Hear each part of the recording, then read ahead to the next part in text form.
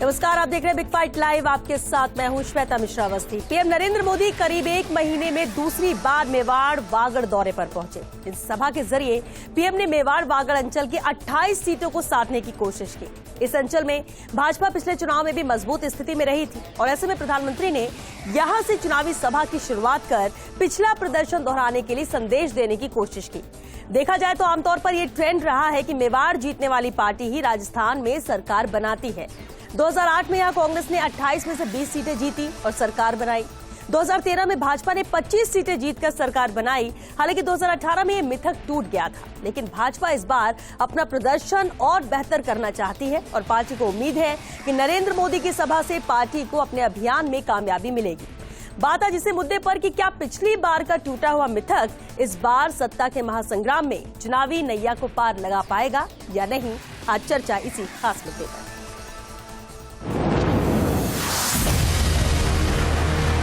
ये मेवाड़ की माटी भारत माता के मस्तक पर तिलक की तरह है।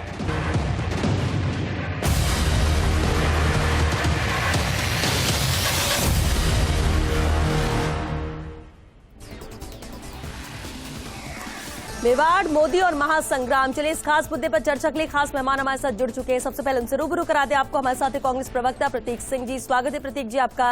राजनीतिक विश्लेषक मिथिलेश जैमिनी जी भी चर्चा में शामिल हुए हैं। बहुत स्वागत है मिथिलेश जी। कुछ ही देर में जितेंद्र श्रीमाली जी भी जुड़ेंगे, बीजेपी के प्रवक्ता। चलिए शुरुआत करते हैं क्योंकि बेहद अहम उदयपुर की सीट है और मिथिलेश जी, जो कहा जाता है कि एक मिथक इस बार टूटा है, लेकिन जो मेवाड़ वागड़ को साधता है वो सरकार बनाता है और इसलिए बहुत फोकस रहता है। हमने देखा भी एक महीने में 2 बार पीएम मोदी का यहां पर आना, बड़ी बड़ी सभाएं करना। राजस्थान में 11 बार है जब प्रधानमंत्री नरेंद्र मोदी की सभा हो चुकी है, रैली हो चुकी है। आज उनकी सभा के बाद क्या नजर आता है इस बार के विधानसभा के समीकरण, अगर हम सिर्फ उदयपुर अंचल यानी मेवाड़ और वागड़ की बात करें तो? देखिए, निश्चित रूप से मेवाड़ संघ की प्रयोगशाला रहा है और भगवा रंग को वहां से हमेशा समर्थन मिला है। लेकिन पिछले चुनाव तक वहां उनके पास एक दिग्गज चेहरा था, वो था गुलाबचंद कटारिया। अब वो असम के राज्यपाल हो गए। उनकी जगह जिस ताराचंद जैन जी को टिकट दिया गया है, वो तो एमएलए की फुल फॉर्म बताने में कतरा रहे हैं। तो वो एक दिक्कत है कि गौरव वल्लभ के सामने वो चुनाव तो लड़ रहे हैं, लेकिन वो एमएलए की फुल फॉर्म बुलाना चूक गए। लेकिन मोदी जी, जो जिनके लिए कहा जाता है कि हर प्रॉब्लम का सॉल्यूशन क्रिएट कर देते हैं, उन्होंने सॉल्यूशन क्रिएट कर दिया और जो बीजेपी का कोर सिलेबस है उसको लॉन्च कर दिया। जो हिंदुत्व और डेवलपमेंट, 2 मेजर उनके सिलेबस में पार्ट हैं, आज दोनों को सोल्व कर दिया। और देखिए, जो इंटेलिजेंट स्टूडेंट होता है वो सबसे पहले एग्जाम में वो क्वेश्चन सोल्व करता है जो उससे अच्छी तरह से आते हैं। यानी उस मेवाड़ में उन्हें अच्छी तरह से पता है कि उनकी पकड़ अच्छी है। पहले 2 अक्टूबर को आते हैं, फिर वापिस आते हैं, सांवलिया सेठ के डोक लगाते हैं और आज मेवाड़ की धरती को बताते हैं कि वो हिंदुस्तान के जो भाल है उसका तिलक है। तो जिस तरीके से जो मेवाड़ की राजनीति शौर्य स्वाभिमान से जुड़ी हुई है, जो सरोकार से जुड़ी हुई है, उसको जोड़कर देखा और रिजल्ट तो आ गया मोदी जी की मीटिंग का। जो अशोक गहलोत जी के सबसे खासम खास हैं, रामेश्वर दादी और कन्हैया लाल पारीक, उनकी मीटिंग होते ही चौपर से बैठते हैं और गले लगते हैं। और जो आदमी आजीवन कांग्रेस के रंग में रंगा रहा, जो कहते हैं कि अशोक गहलोत का राइट हैंड है, वो मोदी जी की सभा खत्म होते होते भगवा रंग में रंग गया। ये एक बड़ा मास्टर स्ट्रोक है कि मोदी जी का जो इमीडिएट जो इम्पैक्ट है, मैं कहूं कि एलोपैथिक मेडिसिन की तरह ट्रीटमेंट हुआ है। और अशोक गहलोत जी के लिए एक बड़ा, क्योंकि कन्हैया लाल पारीक भी जोधपुर की राजनीति में अहम स्थान रखते हैं, रामेश्वर दादीज तो रखते ही रखते हैं। तो जिस तरीके से गजेंद्र सिंह शेखावत उनको गले लगा रहे थे, वो कहीं न कहीं ये मैसेज देना चाह रहे हैं मोदी जी को कि आपका पग फेरा इस मारवाड़ की और मेवाड़ की धरा पर बहुत शुभ है।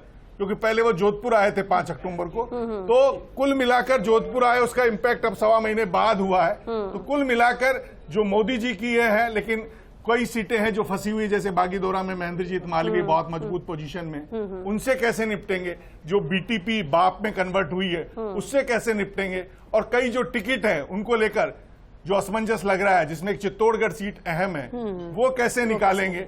जहां चंद्रभान आक्या और नरपत सिंह राजवी के बीच में चल रही है और खुद सीपी जोशी के घर पर पथराव हुआ और सीपी जोशी को कहना पड़ा कि आप मुझको कुछ भी कर लीजिए, मेरे घर पर पथराव कर दीजिए, लेकिन पार्टी माँ है, उस माँ को बचाने के लिए काम कीजिए। वो एक इम्पॉर्टेंट चीज है। लेकिन निश्चित रूप से मोदी जी की आज की सभा से ये क्लियर हो गया है कि ये चुनाव जो कन्हैया लाल जो कहते हैं ना, एक फिल्म में कहते हैं कि तुम्हारे पास क्या है कि मेरे पास माँ है, तो ताराचंद के पास भले बुद्धि कम हो, एमएलए का फुल फॉर्म नहीं जानता हो, लेकिन उसके पास कन्हैया लाल है जो मोदी जी बता गए, जो पीएफआई की मीटिंग को परमिशन देना वो बता गए, वो ये बता गए हैं कि रामनवमी और उन पर परमिशन नहीं दी वो बता गए। तो कुल मिलाकर अपने जो खिलाड़ी हैं उनको अपना कोर सिलेबस दे गए कि आपको इधर उधर दिमाग नहीं लड़ाना है, आपको इस सिलेबस को ही सॉल्व करना है, और रिजल्ट आ गए, और रिजल्ट तो आ ही गया उनके जाने से पहले। बिल्कुल, और इंडिविजुअल कैंडिडेट ही नहीं, कैंडिडेट के साथ कौन से मजबूत लोग हैं वो भी यहाँ पर जिक्र कर गए हैं प्रधानमंत्री नरेंद्र मोदी, तो फायदा तो इसका मिलेगा। लेकिन प्रतीक जी, अपने नहीं, अपने वो भी बहुत खास, और अगर पार्टी छोड़कर बीजेपी में जा रहे हैं तो ऐसा तो है नहीं कि नुकसान कुछ होना नहीं है, फर्क कुछ पड़ना नहीं है। सवाल ये उठता है कि आखिर क्या वजह है कि अपने इतने खास जो हमेशा सिपहसालार के तौर पर साथ रहे और अब दूसरी पार्टी में चले गए। देखिए, आज प्रधानमंत्री मोदी उदयपुर आए, और उदयपुर में आए तो विश्वराज सिंह जी के हाथ से महाराणा प्रताप की मूर्ति ली। तो महारानी प्रताप की मूर्ति लेने के बाद में क्या उन्होंने दिया कुमारी से इतिहास पूछा इस राजस्थान का? क्या पूछा उस महाराणा प्रताप के सामने दिया कुमारी के पूर्वजों ने अपने युद्ध लड़ा था? क्या उन्होंने पूछा कि उन्होंने मुगलों के साथ मिलकर के दिया कुमारी के पूर्वजों ने महाराणा प्रताप के खिलाफ युद्ध लड़ा था? नहीं पूछा। और पहली बार ऐसा है कि महाराणा प्रताप के पूर्वज और जो मुगलों के साथ में युद्ध लड़ रहे थे वो दोनों बीजेपी से चुनाव लड़ रहे हैं। दूसरी बात आपने रामेश्वर दादी जी की कही, इन्होंने रामेश्वर दादी जी ने निर्दलीय फॉर्म भरने के बाद में एक मीटिंग बुलाई थी, जरा उनके फोटो खंगालिए। 30, 40, 50 लोग वहां पहुंचे, और आपाधापी में जब कांग्रेस पार्टी ने उनको नहीं पूछा तो उनके पास कोई मौका ही नहीं बचा था। अरे आप 40-50 वोटों के लिए आप देखिए मोदी जी की सभा में उनको ले आते, ले आइए। तीसरी बात, आज कन्हैया लाल जी के मर्डर की बात करें, किसने पकड़ा था? राजस्थान की पुलिस ने 6 घंटे के अंदर, और 1 साल हो गए एनआईए के पास में केस है, आज तक सजा नहीं दिला पाए, आज तक चार्जशीट दाखिल नहीं कर पाए, उसके बाद में बातें करते हैं। मुझे लगता है मोदी जी के पास में कुछ नहीं है, अब जो सिर्फ है वो है झूठ और जुमला, वो है मोदी की गारंटी। और इसीलिए जब भी आते हैं यहाँ पे झूठ और जुमले की बमबारी करते हैं। राजस्थान की सरकार जिस तरीके से चली है, जिस तरीके से जनता ने हमें समर्थन दिया है, इस बार रिवाज बदलेगा, सरकार नहीं बदलेगी। जुमला आपको नजर सारे जुमले ये नहीं है। मैंने जितनी बातें बताई, क्या पूछा महाराणा प्रताप का नाम लेते हैं तो क्या मुगलों का नाम लेना क्यों भूल गए? वहां पे बता के जाते ना, महाराणा प्रताप के सामने युद्ध में कौन खड़ा था? अच्छा, उनके कौन खड़ा था बताइए, आप बता दीजिए। पीएम मोदी दिया कुमारी जी से पूछा कि नहीं पूछा उन्होंने कि कौन खड़ा था महाराणा ये प्रताप के प्रतीक जी सामने? आपका सवाल है, लेकिन सवाल ये भी उठता है कि आज जो संबोधन दिया प्रधानमंत्री, क्योंकि इंतजार था पीएम मोदी आएंगे वागड़ मेवाड़ में, और जब आते हैं वो जोश भर के जाते हैं, जनता उनकी बात को सुनती समझती है। आपको लगता है कि चुनाव में इसका कोई फर्क पड़ेगा? बिल्कुल कुछ नहीं फर्क पड़ेगा। उनके धनाधन झूठ और जुमले चलते हैं, कोई फर्क पड़ने वाला नहीं है। कितने भी झूठ बोल करके चले जाएं, कोई फर्क नहीं। जितेंद्र जी, सबसे पहले तो मैं बता दूं कि राजस्थान की जनता इस बात को जानती है कि राजस्थान की फितरत में कि एक बार कोई व्यक्ति अपनी गारंटी से फेल हुआ और दोबारा उस गारंटियों पे भरोसा नहीं करती है, भरोसा उसी पे करती है जिन्होंने अपनी गारंटियां पूरी करी। नंबर 1। नंबर 2 बात मैं स्पष्ट कह दूं कि जब इन्होंने 2 बहुत बड़ी गारंटियां ली थी, इसी राहुल गांधी जी ने आकर के उंगलियां गिना करके गारंटियां ली थी कि 10 दिन में राजस्थान के संपूर्ण किसानों का कर्जा माफ और राजस्थान के प्रत्येक बेरोजगार को बेरोजगारी भत्ता, परंतु दोनों गारंटियों में बिल्कुल 0। उसके बाद के अंदर जब ये वापस आए, हमने कहा जब लोकसभा चुनाव हुए तो हमने कहा कि इस बात की गारंटी है कि राम मंदिर बन के रहेगा, कश्मीर से धारा 370 हट के रहेगी। दोनों गारंटियों को हमने पूरा किया। तो राजस्थान की जनता इस बात को जान रही है कि अगर इस राजस्थान के अंदर कोई गारंटी चलती है तो वो चलती है प्रधानमंत्री मोदी की गारंटी। नंबर 2, सबसे बड़ी बात आपको बता दूं, आज गाइडलाइन आई, आपने कहा भी बिल्कुल सही बात कही कि मोदी जी के भाषण जो है वो हम सबके लिए, हम समस्त कार्यकर्ता और जनता के लिए गाइडलाइन है कि किन बातों के ऊपर सबसे बड़ा इसके राजस्थान में जो मुद्दा है वो है इस प्रकार का तुष्टीकरण। आप देख लें कितना बड़ा तुष्टीकरण। आज कन्हैया कुमार को आपने 5 लाख रुपए नहीं दिए और 40 मिनट के अंदर जयपुर की के अंदर 50 लाख रुपए दिए। राजस्थान की जनता 50 लाख और सरकारी नौकरी झूठ बोल रही है, कैमरे के सामने झूठ बोल रहे हैं। भाजपा के नेता झूठे चैलेंज देके कह रहा हूं, चैलेंज देके 50 लाख रुपए का मुआवजा दिया था और दोनों बच्चों को सरकारी नौकरी दी थी। झूठ बोलते हैं आप, श्री माली जी झूठे हैं आप झूठे हैं, आप झूठे हैं, जनता ने आप झूठे हैं, आप वापस लीजिए बात। ये गलत बात है, श्वेता जी गलत बात है, झूठ बोल रहे हैं, झूठ बोल रहे हैं, यही संस्कार है। शर्माली झूठे हैं, आप झूठे हैं, आप झूठे हैं, झूठे राजस्थान झूठे हैं की आप। जनता इस बात को पूछ रही ठीक है, है ठीक है, कि जितेंद्र लाल जी, डायरी के जितेंद्र अंदर जी। आपके जो राज छुपे हैं वो कब सामने आएंगे। जितेंद्र जी, और यही जितेंद्र एनआईए जी। और यही जो ईडी है वो आपके इन चलिए, कपड़े खोल जितेंद्र करके आपके सारे राज जनता के सामने ले आएंगे। जितेंद्र जी ठीक है, जनता के सामने जितनी चीजें आ जाए जो बेपर्दा हो वो तो जनता भी चाहती है, अगर कुछ पर्दे के पीछे है तो। लेकिन अभी तो फिलहाल जनता के लिए सामने उम्मीदवार है, पार्टी है, स्टार प्रचारक है जो आ रहे हैं, वादे कर रहे हैं, गारंटी दे रहे हैं। 5 साल आगामी किस सरकार को देना है, किस उम्मीदवार को वो जिताना चाहती है, जनता तो अभी उस पर मंथन कर रही है। और इसलिए एक एक रैली, एक एक संबोधन भी बहुत महत्वपूर्ण हो जाता है। मिथिलेश जी, अब जिस तरह से हम इन 28 सीटों को लेकर बात कर रहे थे कि उदयपुर बहुत ही महत्वपूर्ण भूमिका निभाता है राजस्थान के चुनाव में, परिणामों में, सरकार बनाने को लेकर। संबोधन ठीक है, पीएम मोदी का हुआ, अभी और भी आगे रैलियां होंगी, सब कुछ है, जोड़ तोड़ भी चलता रहता है, कोई बीजेपी से कांग्रेस में जाना, कांग्रेस से बीजेपी में जाना। लेकिन इन सबके बीच में मुद्दे कितने अहमियत रखेंगे, क्योंकि सब अपने अपनी तरफ से मुद्दों को उठाकर उसे हाईलाइट कर रहे हैं। लेकिन जो जमीनी स्तर पर जरूरत है, जो वादे किए जा रहे हैं या जो गारंटी की बात की जा रही है, क्या वाकई में वो ला पाएंगे जमीन पर जो वादे किए जा रहे हैं? और क्या जनता के लिए महत्वपूर्ण ज्यादा रहेगा या इसके अलावा ये बातें? देखिए, लोकतंत्र के लिए एक बड़ा नेगेटिव मैसेज ये है कि तमाम जो डेवलपमेंट की बातें थी, जो इंफ्रास्ट्रक्चर डेवलपमेंट की बातें हैं, शिक्षा, चिकित्सा, वो बेमानी हो गए। और राजस्थान का चुनाव कहीं धर्म और जाति में जाके उलझ गया है, ये कड़वी सच्चाई। कास्ट इक्वेशन और धर्म का बैलेंस ही फॉर्मूला रह गया है, इसमें कोई शक शुबा नहीं है। और देखिए किस तरीके से बीजेपी से भी चूक होती है, इनके चंद्रशेखर जी से बड़ी चूक होती है कि अब मसूदा का जो प्रत्याशी है वो 2 साल इनके आईटी सेल में काम करके चला जाता है, इनको धर्म का पता नहीं होता, टिकट बदलना पड़ता। आज इनके एक प्रत्याशी ने कहा कि मैंने एसपी और कलेक्टर के हाथ पैर तोड़े। तो ऐसे बयान जब आने लगे तो कहीं न कहीं जो पूरी सियासत की जो फिजा है, जो लोकतंत्र की फिजा है, वो बदलने लगती है। इस पर एक इंपॉर्टेंट चीज मंथन करना पड़ेगा कि आप जो स्थानीय क्षेत्र पर उनको डेवलप करें। कर्नाटक में भी मोदी जी की कमी नहीं थी, मोदी जी ने बजरंग बली तमाम नारे दिए, माहौल बना, लेकिन रीजनल नहीं थी। आप देखिए प्रहलाद जोशी कर्नाटक के, अरुण सिंह जी यूपी के, चंद्रशेखर मिश्रा यूपी के, तो राजस्थान वालों की आप एडवाइस नहीं ली तो कई टिकट इनके गलत बैठे हैं। और जिनका हम नजारा देख रहे हैं कि अमित शाह जी को फोन करने पड़ रहे हैं, तो ये तमाम चीजें, तो कहीं न कहीं आपको, आपका केंद्रीय नेतृत्व तो बहुत अच्छा है, आपका एडमिनिस्ट्रेशन बहुत अच्छा है, लेकिन आपको कहीं न कहीं रीजनल फोर्स को डेवलप करना पड़ेगा।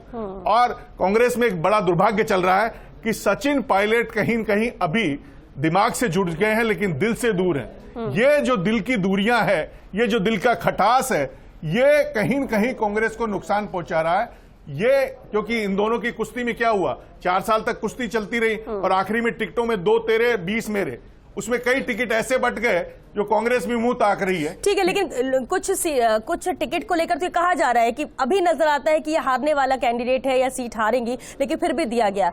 प्रतीक जी, जो बात मिथिलेश जी ने कही वो बिल्कुल ठीक है, वो भी चर्चा का विषय जरूर है। यहाँ पर आप लोग एक तरफ तो बात करते हैं कि हम सब एक साथ हैं, कांग्रेस को जिताना है, सरकार बनाना है, दूसरी तरफ फोकस अपने अपने कैंडिडेट, अपनी सीट को लेकर है, बाकी पूरी कांग्रेस या पूरी सबको लेकर नहीं है। श्वेता जी, जितेंद्र जी की बात का पहले जवाब दे देता हूं। इन्होंने वादे की बात की थी 2018 के अंदर, 2018 के अंदर ईआरसीपी का वादा किया था, 2 करोड़ रोजगार प्रतिवर्ष का वादा किया था, 15 लाख रुपए सबके अकाउंट में डालने का वादा किया था, काला धन वापस लाने का वादा किया गया था, आपको 35 रुपए प्रति लीटर पेट्रोल देने का वादा किया गया था। क्या हुआ उन वादों का? पुराने नहीं, वादे का क्या हुआ? और इसीलिए बोलता हूँ, झूठ और जुमला मोदी की गारंटी, खाली लिफाफा मोदी की गारंटी है। इसीलिए झूठ और जुमला, झूठ और जुमला मोदी की गारंटी, इसके अलावा खाली लिफाफा मोदी की गारंटी, यही गारंटी है। भाई बहनों और बीजेपी के भी जनता 5 योजना बता जाए क्या करेंगे, ये चलिए आप बताइए, हम 7 गारंटी दे रहे हैं, 5 बात बता दें। क्यों नहीं किसानों को एकदम आप किया, 5 बात क्यों नहीं प्रत्येक बेरोजगार को बेरोजगारी भत्ता दिया, 5 बात बता दें, 5 बात उनको। प्रतीक जी एक मिनट, ठीक है श्रीमाली जी, एक बात तो ठीक है, आप लोग ने बोल दिया क्या नहीं किया, 5 साल इस सरकार ने कुछ नहीं किया, आप लोग बोलते हैं, बार बार मान लेते हैं, लेकिन आप बोल रहे हैं कि बीजेपी की सरकार आएगी, जनता भरोसा कर रही है, बीजेपी की सरकार बनती है तो क्या करेगी? 5 काम। ठीक है, उनको बताने दीजिए। ठीक है, मैं आपको एक बात फोकस किस पर रहेगा? सबसे बड़ी बात तो जो आज प्रधानमंत्री जी हमेशा पिछली बार जब आए थे तब भी कही थी, चाहे किसी प्रकार, जिस प्रकार के जितने भी मुद्दे हैं, चाहे तो सबसे बड़ी बात तो है कि हमारे प्रधानमंत्री करेंगे, गारंटी है कि जो गारंटी कांग्रेस सरकार पूरी देखिए, 5 बात नहीं बता पाए। गारंटी की गारंटी है प्रधानमंत्री मोदी। श्वेता जी 5 बातें नहीं बता पाए, बताइए बताइए बताइए बताइए। वक्त हो रहा है। राजस्थान के अंदर किसी भी प्रकार के, देखो चाहे केंद्रीय स्तर के ऊपर जो योजनाएं हैं, चाहे जिस प्रकार की योजनाएं वो चली रही है, और राजस्थान में नाम बताइए पांच नाम। चलिए नहीं एक मिनट ERP जितेंद्र जी, अगर चलिए मान लीजिए आप भी बोल रहे सरकार आपकी बनेगी, आप भी बोल रहे आपकी सरकार, अगर बीजेपी की सरकार बनती है तो कांग्रेस जो योजनाएं चला रही है क्या आप उसको कंटिन्यू रखेंगे? जनता को ऐसा फायदा मिलता रहेगा? प्रधानमंत्री तब तो मोदी जनता जी इस सोचेगी बात कि की हम वापस गारंटी बदले सरकार ये आप नाम पूछिए, अरे 5 सुनिए, योजना क्या लाएंगे ये जो बताइए। योजनाओं के 5 योजना पीछे, बताइए इनकी। जिन योजनाओं क्या के लाएंगे, पीछे क्या काम भ्रष्टाचार करेंगे, नहीं 5 है, बताइए। उन्हें समस्त योजनाओं 5 को चीजें बताइए, निश्चित क्या तौर काम पर करेंगे राजस्थान जनता के अंदर लिए? लागू किया जाएगा। फंस ये जो गए, योजनाएं दो बोल दिए नहीं हैं, पा रहे अब। गहलोत साहब की 5 सरकार के समय नाम केवल बताते, घोषणाएं 5 हैं। चीजें वो बताइए केवल क्या करेंगे घोषणाएं हैं। जनता के लिए। उन्हें सबके 5 पीछे चीजें समीक्षा बताइए करके जनता के लिए क्या जिन जिन करेंगे, योजनाओं 5 चीजें के पीछे बताइए। भ्रष्टाचार नहीं है, बताइए 5 चीजें। समस्त योजनाओं को 5 चीजें बताइए। फाइनल कमेंट मिथिलेश जी जो सबसे फाइनल कमेंट। इम्पोर्टेंट चीज है कांग्रेस के लिए कि पहले ERCP के लिए जन जागरण यात्रा में 19 रैलियों का एक कार्यक्रम जारी करते, केवल 2 कर पाते हैं। ऐसे ही 7 गारंटियों की यात्रा गणेश जी के से रवाना होती है, गोविंद देव जी तक जाती है, आज नहीं होती है। और आप देखिए कितनी जल्दबाजी, एक तरफ केसी वेणुगोपाल ये कह रहे हैं कि दोनों हमारे एसेट है, राहुल गांधी कह रहे हैं एसेट है, और सचिन पायलट के बिना शुरू कर देते हैं। तो ये जो कांग्रेस में इंटरनल जो फूट है, और फूट नहीं है, गलत देखिए बात है, आप कोई कुछ फूट भी नहीं है। कहिए, लोगों को पता है, लोगों को आप पता है। प्रचार करने बिल्कुल लोगों को पता है, लोग रामनिवास देखेंगे क्यों जाते हैं, तो प्रतीक लोग देखेंगे। क्यों जाते हैं? नजर भी तो आना चाहिए। सचिन साथ पायलट बिल्कुल आ रहे नजर। आप सचिन पायलट जी से पूछ लीजिए, अशोक गहलोत जी से पूछ लीजिए, जनता से पूछ लीजिए। इंदिरा के आज गए बामनवास, बिल्कुल। लेकिन औरों के सचिन पायलट के क्यों नहीं गए? इसलिए तो सवाल है कि सब अपने अपने कैंडिडेट और अपनी सीट पर ही फोकस कर रहे हैं। जब त्योहार खत्म होगा आपको सारे के सारे नेता एक मंच में एक साथ मिलेंगे, शुरू देखिएगा। करते ना। एक ही मंच में मिलेंगे, एक साथ प्रचार सारे नेता करेंगे। और ये बीजेपी बीजेपी वाले बोल रहे हैं कि 5 बातें नहीं बता पा रहे। हमारे पास सिर्फ 7 दिन बचेंगे, सिर्फ 7 दिन, और 7 दिनों में कौन क्या कर लेगा ये भी देखना होगा, क्योंकि वक्त खत्म हो चुका। बहुत शुक्रिया आप सभी का इस चर्चा में शामिल होने के लिए। देखिए रैलियां, चुनावी रैलियां हो रही हैं, बड़े बड़े प्रचारक आ रहे हैं, यहाँ पर बड़े चेहरे नजर आ रहे हैं, सबका संबोधन भी सुना जा रहा है, जनता सबको सुन रही है। सुनना भी जरूरी है कि कौन क्या कह रहा है, क्योंकि करना वही है जो 25 तारीख को मन कहेगा, दिल कहेगा, और जिसके साथ जाने के लिए जनता तैयार होगी। फिर सरकार किसकी बनती, कौन कैंडिडेट जुड़ता है, लेकिन उससे पहले की जो मेहनत है वो लगातार नजर आ रही है। हालांकि देखना होगा कि उदयपुर में यानी बागड़ मेवाड़ में पीएम मोदी के इस रैली के बाद क्या तस्वीर वहां की बदलती है, क्या कोई फर्क पड़ेगा। हालांकि कांग्रेस कहती कोई फर्क नहीं पड़ेगा, लेकिन असर कितना होता है ये आने वाले परिणाम बताएंगे और जनता का मन बताएगा, जो 25 तारीख को वोटिंग करेगी और उसके बाद जो तस्वीर सामने आएगी। बहरहाल बिग फाइट लाइव में आज के लिए बस इतना ही। नमस्कार।